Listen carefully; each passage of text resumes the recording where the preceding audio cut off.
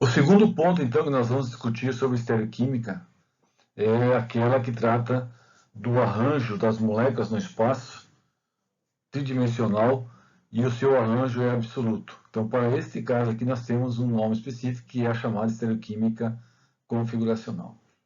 Mas é importante, assim, nós recordarmos, né?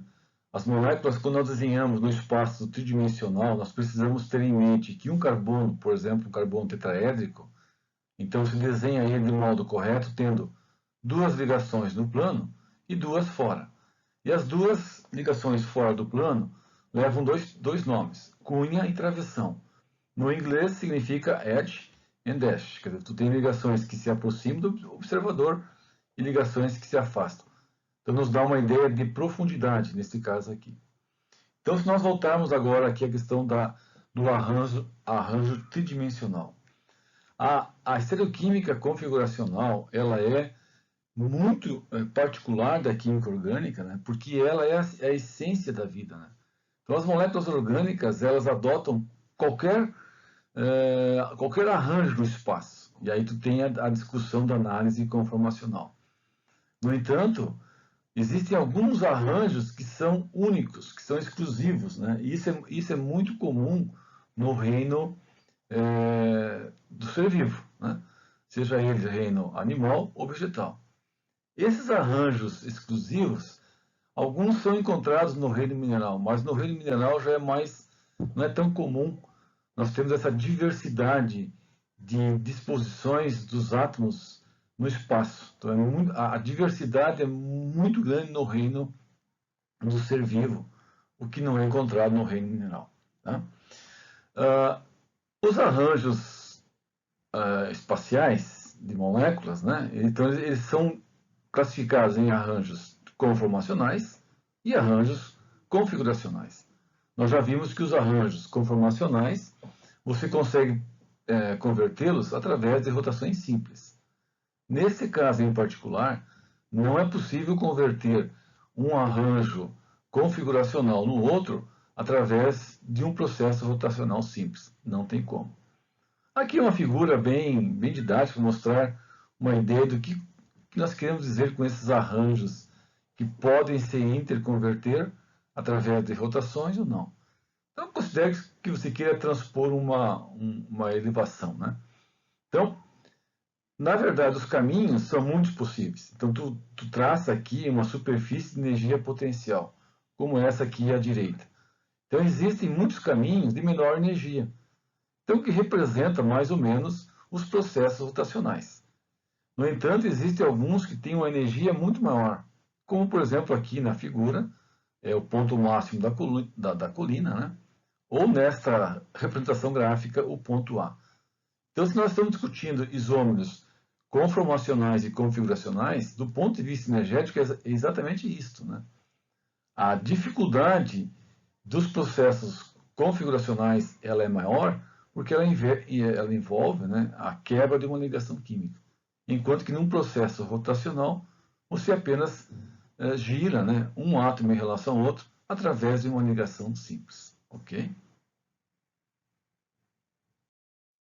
Então eu montei aqui um organograma de um caso específico de isômeros. Né? Então nós temos um conjunto de moléculas que tem a mesma forma molecular. Eu selecionei aqui C4H10O.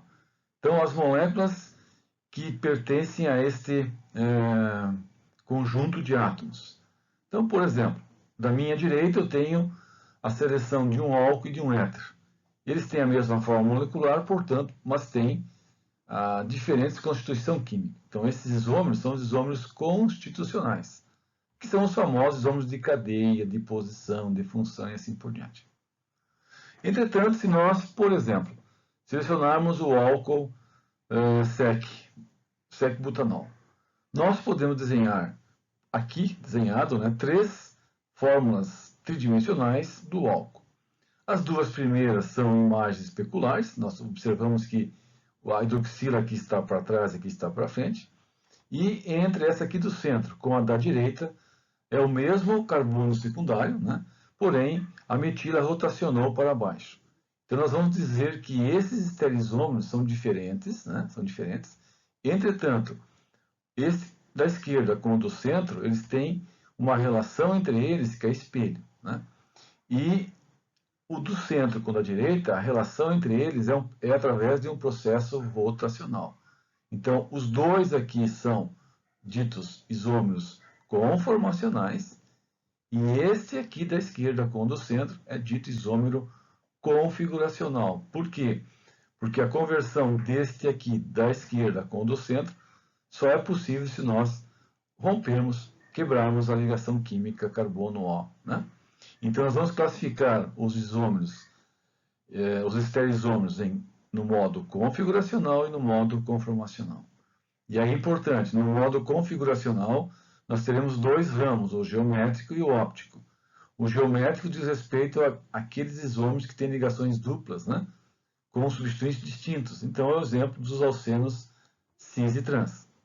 Vejam que, nesse caso dos alcenos cis e trans, tu tem um conjunto, né, um par de moléculas, um par de compostos que não são idênticos, que não são iguais e que não são imagens especulares. Eles são diastereoisômeros, né? Da mesma forma aqui em cima, né, o álcool sec-butírico do centro e da direita, eles têm é o mesmo carbono que está aqui, no entanto, a rotação permitiu a formação desta conformação e desta. Então, entre eles, né, eles não são iguais, não é imagem especular. O que eles são entre si? Eles são, na verdade, diastereoisômeros. Tá? Então, assim nós vamos classificar os isômeros, né, em configuracional e conformacional. Os configuracionais aí em geométrico e agora em óptico. Por quê? Porque esses isômeros que têm essa qualidade aqui de conversão apenas por quebra da ligação química, eles têm uma propriedade que é interagir com a luz polarizada, por isso que o nome é óptico. Aí entre eles, né, nós diferenciamos um par de enantiômeros e um par de diastereoisômeros. E a diferença é o enantiômero guarda uma relação especular e o diastereoisômero não guarda esta relação especular, né? Então, se nós pudéssemos travar estas moléculas nesses arranjos, nós enxergaríamos exatamente isso, né?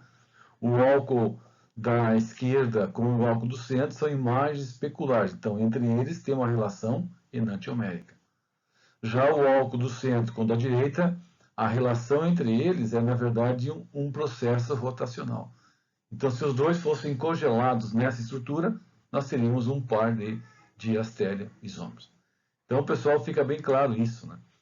A estereoquímica configuracional, ela é absoluta no sentido de que nós não temos maneira de transformar um estereoisômero configuracional no outro apenas por uma rotação simples. Nós precisamos romper as ligações. Então, a energia que separa os enantiômeros, que separa os isômeros configuracionais, ela é sempre da ordem da grandeza de uma ligação química. Nesse slide, eu quero mostrar para vocês como que se faz a relação enantiomérica e diastereoisomérica das moléculas orgânicas. Então, aqui foram selecionadas várias moléculas aos pares, né? Essas aqui da esquerda na projeção cavalete, né? O ciclopropano e o alceno, o eteno, né? E a correlação entre eles. Então, são todos arranjos em 3 dimensões. Cada arranjo vai levar, às vezes, um nome específico. Por exemplo, aqui está escrito os arranjos anti. O que significa o anti? Nós já vimos que representa a disposição dos átomos de bromo e de hidroxila, né, numa projeção em cavalete, em que um está para cima e outro está para baixo.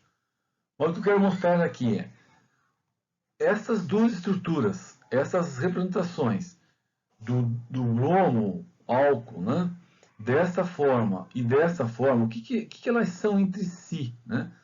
Elas são iguais? Elas são enantioméricas? Ou elas são diferentes, né? Então, o que se deve analisar? Basicamente, é a relação espacial entre as hidroxilas, os átomos de bromo e os grupos metila. Então, nós vamos perceber que não é possível, por rotações simples, converter uma na outra. Então, esses dois arranjos não são iguais. você não tem uma relação de espelho, então não é uma imagem especular. Então, nesse caso aqui, os dois são chamados de diastério isômeros. Né? Se você pegar agora os isômeros do ciclo propano, o isômero trans e o isômero cis, então as metilas em lados opostos e a metila do mesmo lado. Então, entre eles, nós observamos, não é a mesma estrutura, não é a mesma representação espacial, não é uma relação de espelho. Então, nesse caso aqui, nós temos, de novo, uma questão de isômeros, chamada de diastério isômeros. Pegamos agora o cloro, o dicloroeteno, o isômero cis e o isômero trans. Então, de novo, essas moléculas, este conjunto de moléculas são iguais? Não. São imagens especulares? Não. O que eles são, então, em si? Eles são os diferentes, os diferentões. Isso é correto? Sim. Então, são chamados de diastério isômeros.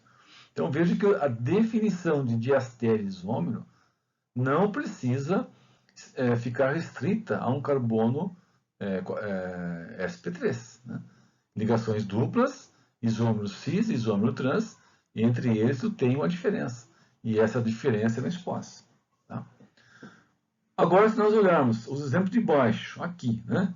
Esses dois pares no arranjo cavalete, do bromo-álcool, e os dois pares do ciclo propano aqui. E compararmos com os de cima, então vamos ver. Este aqui comparado com o de cima, este aqui. E esse segundo comparado com este. Né? Então, nessa relação aqui, o que vai acontecer? Né? Nós vamos observar se eles serão iguais, ou se eles serão diferentes, ou se eles serão imagens especulares. Então, nós percebemos essas relações possíveis. Da mesma forma aqui, este comparado com o de cima, o que ele é? Né? E o ciclo, o cis de metilciclopropano com esse de cima, o que eles são? Né?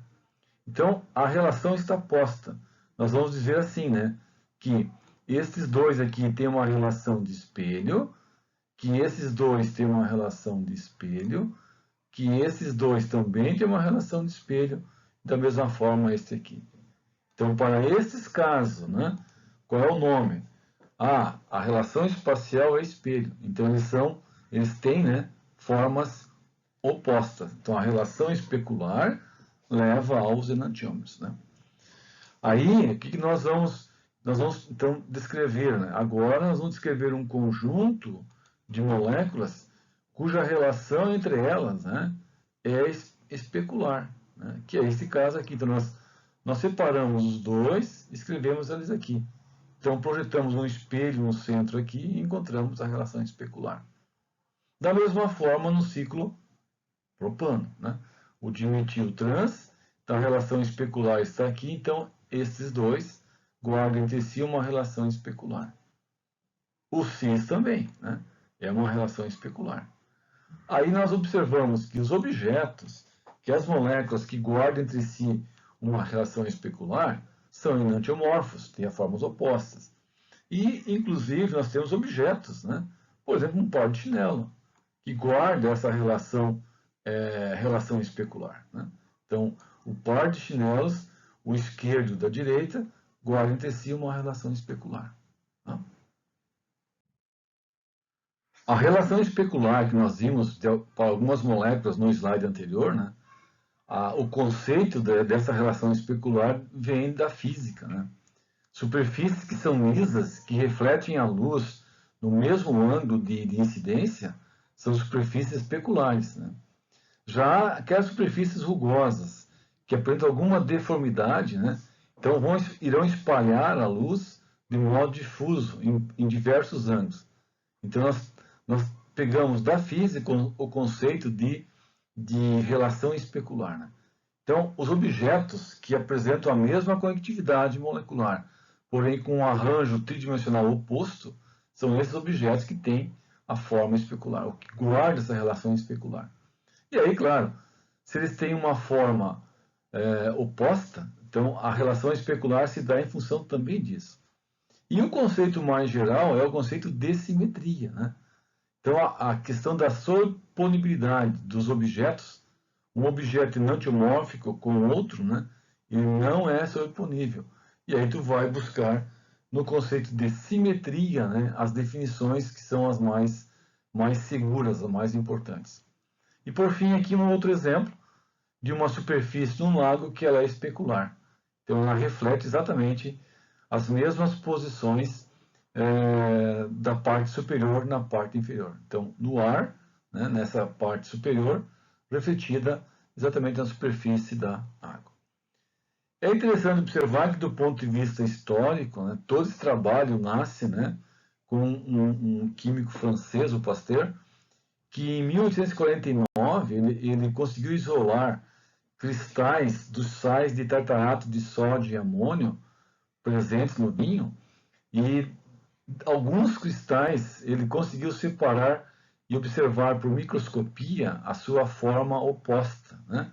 Então o desenho, a figura do cristal é exatamente este. Então entre si eles guardam uma relação especular. Então esses objetos têm formas opostas, né? A partir do trabalho de Pasteur, toda a questão da estereoquímica em 3 dimensões das moléculas orgânicas começa a ganhar, digamos, um conteúdo, um sentido mais científico, né?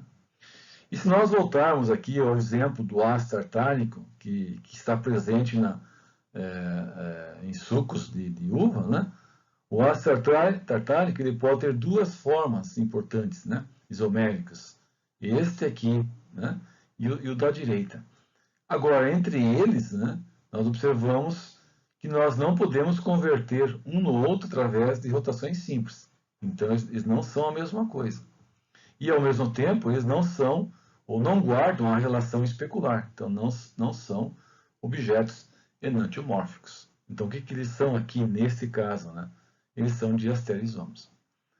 O problema maior que nós temos com essa análise, olhando apenas as estruturas, né, é o grande dilema, a grande dificuldade em como identificá-los. Né? Vamos supor que tu tenha soluções ou frascos de um e do outro, quem é quem. É muito difícil saber. Né? Na época, né, o que tinha como informação? Apenas o uso de uma técnica, né, que era o uso do polarímetro, e que utiliza, né, a luz polarizada, e essa luz polarizada interage com as substâncias que guardam essas relações de espelho, e elas interagem com a luz polarizada, desviando a luz à direita ou à esquerda, então sendo os destrógenos e os levógenos. Então essa era a informação básica na época, né, do Pasteur e do pessoal que trabalhava com essa questão da identificação dos isômeros em 3 dimensões. Como exemplo de compostos que guardam uma relação especular, eu selecionei o R mais limoneno e o S menos limoneno. Então, o mais é o destrógeno e o menos é o levógeno. O destrógeno é encontrado na laranja e o levógeno é encontrado no limão. Observe que as propriedades organolépticas, por exemplo, é completamente distinta um do outro. Né? Isso é uma característica dos isômeros configuracionais. Né? Eles têm uma interação com as células de modo distinto, né? Porque um tem uma forma tridimensional oposta à outra. O limoneno, especialmente aqui, ele é o destrógeno, desculpa, o levógeno, ele é usado na indústria para produzir, né, o mentol. E o mentol é um ingrediente de um inseticida chamado Ride. Né? Então, esse inseticida carrega o mentol que vem do limoneno. Bom, nós vamos aqui só dar uma olhadinha rapidamente no aspecto histórico, quais foram os atores, né, que contribuíram significativamente para o avanço na análise configuracional. E aí nós entramos primeiro com o Biot, que é o cara que descobriu, né, a atividade óptica em compostos orgânicos. Depois o Pasteur, que fez a separação dos cristais dos sais de tartarato, né? O Van Toff, pela sua contribuição em relação à estrutura do átomo de carbono, que é um estudo da tetraédrica, né? O Fischer, que deu os primeiros passos para a identificação correta dos isômeros configuracionais, né? E depois o Prelog, que introduz umas regras que são importantes, né, para a identificação correta dos compostos que são ou que guardam uma relação especular. Tá? Então, do ponto de vista histórico, nós precisamos mencionar assim como que a luz polarizada foi descoberta por Christian Huygens, né? E aí ele encontra que a luz natural, ao passar por filtros, pode ser polarizada no plano, né? O Carl Scheele, ele descobre, né, que no fundo de garrafas de vinhos, né, ele isola cristais, e esses cristais eram do ácido tartárico, né? Um pouco mais à frente, o Biot descobre, né, que certas substâncias naturais em solução eles conseguem rotacionar a luz polarizada no plano, e aí ele define o termo atividade ótica, né, que é a capacidade das substâncias de rotacionar o plano que está polarizado na luz. Então, na verdade, tu tem uma luz que tem uma representação como essa aqui, né, que ela está polarizada neste plano. Quando ela passa por um container contendo as moléculas que tem essa propriedade, né, elas desviam o plano à direita ou à esquerda. Então, é essa atividade óptica que está sendo medida usando o conceito da luz que é polarizada no plano, não é a luz natural. Né? Então, assim, o ácido artárico é a peça-chave, né, para o crescimento desta área de análise de estereoquímica configuracional. O ácido tartárico existe em duas formas, uma que desvia à direita e à esquerda e outra que não desvia. Né? Então, o mesmo ácido tartárico, olhando assim do ponto de vista da estrutura química, né, ele pode ser destrógeno e levógeno, ou ele pode ser simplesmente uma forma que se diz forma racêmica, que é aquela que não tem a capacidade ou a habilidade de girar o plano da luz, à direita ou à esquerda. Então, esses são eventos históricos importantíssimos para nós. Né? Entendemos como que no passado eles conseguiram trabalhar esses conceitos bastante importantes, né, atualmente. E o Pasteur foi o cara que conseguiu isolar, né, os cristais do ácido tartárico que desviavam a luz à direita ou à esquerda. Então, por um processo de catação, ele separa os cristais do tartarato de sódio e amônio. Alguns cristais desviavam à direita a luz polarizada e outros à esquerda. Então, a direita foi chamada de estrógeno e a esquerda de levógeno. O destrógeno é o ácido tartárico natural e o não natural é o levógeno. Então, assim, né, nós temos agora definições importantes. Né? As moléculas especulares guardam entre si uma relação de espelho. Então, é objeto e imagem. Uma desvia a luz polarizada à direita, a outra à esquerda. Só nós não podemos definir quem é quem. Né? Então, aquela que desvia à direita é chamada de destrógena. Aquela que desvia à esquerda é chamada de levógena. E cada uma delas é uma substância opticamente ativa. É a capacidade que tem de rotacionar o plano da luz, à direita ou à esquerda. Se nós misturarmos em quantidades iguais, o poder rotatório de um é anulado pelo outro. E ele tem a mistura racêmica. Tá? Então, essas definições elas são importantes e elas têm origem, né, no fenômeno exclusivo de moléculas que são especulares. E somente elas têm esse poder de interagir com a luz polarizada no plano, desviando à direita, sendo destra rotatória, ou à esquerda, leva rotatória. Ok? Como que é feita então a medida, né, do desvio da atividade óptica? Nós usamos um equipamento chamado de polarímetro. Então, o polarímetro ele é constituído pelos seguintes componentes. Ele tem uma fonte de luz, que é sódio, por exemplo. O sódio emite luz, luz não polarizada que vibra em qualquer plano, e esta luz não polarizada passa por um filtro molecular. O filtro molecular é constituído por um material que tem um alinhamento preferencial, por exemplo, aqui no alinhamento vertical. Então, os planos que vibram na vertical irão passar, e aqueles que não vibram na vertical serão absorvidos pelo material. Então, nesse sentido aqui, né, ó, o plano da luz polarizada segue o seu percurso, até encontrar um container que tenha substância opticamente ativa. Lembre que o plano da luz polarizada, na verdade, é a radiação eletromagnética, né, em que ela está vibrando nessa direção. Então, essa radiação eletromagnética, o campo elétrico interage com a substância opticamente ativa. E dessa interação resulta numa diferença de velocidade. E aí o plano gira à direita ou à esquerda.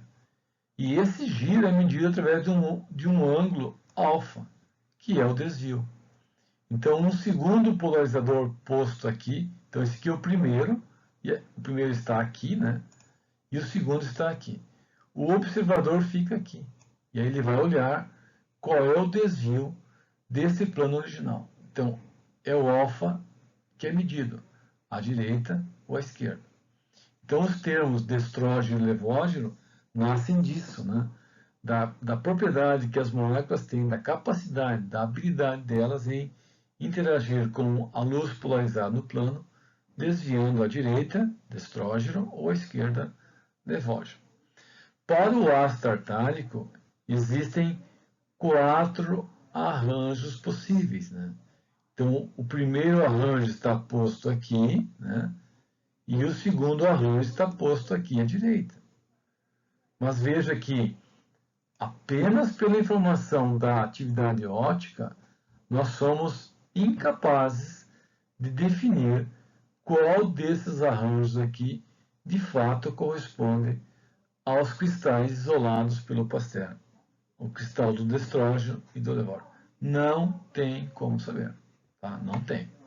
E, claro, nós já temos uma separação, nós já temos uma técnica que permite separar, mas nós não temos certeza de quem é quem, tá?